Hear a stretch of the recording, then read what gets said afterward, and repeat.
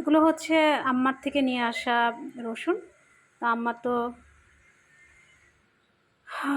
আম্মা তো পরলোক গমন করেছেন। তো আমি এগুলো নিয়ে আসছি। এর আগে এগুলো একটু ভালোই ছিল, আমি আসলে ব্যস্ততার কারণে করতে পারিনি। তো এগুলো থেকে আমি চারা তৈরি করছি, এগুলো আপনার সাথে শেয়ার করব। এগুলো লাগিয়ে দিব, পেঁয়াজ রসুন। আচ্ছা, আপনাদেরকে দেখাই।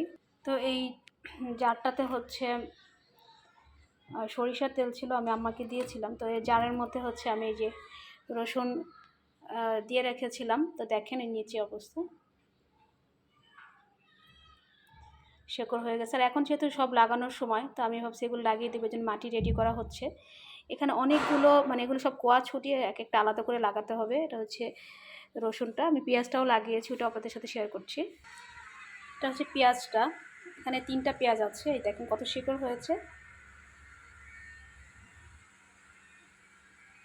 পাতাগুলো অনেক বড় হয়ে যাচ্ছে। এগুলো এখন ইমিডিয়েটলি লাগাতে হবে। আর এদিকে হচ্ছে যে মাটি রেডি করা হচ্ছে, এই মাটিগুলো নিয়ে বারান্দায় আমরা রেডি করছি। তো এখানে হচ্ছে এই যে ক্রেটগুলো রেডি করা হয়েছে রসুন আর পেঁয়াজ লাগানোর জন্য। এগুলো রেডি করা পুরো হয়ে গেলে লাগিয়ে দিব ইনশাল্লাহ। আর ওই পাশে হচ্ছে আমরা আলুটা লাগাইছি, গোল আলু যেটা,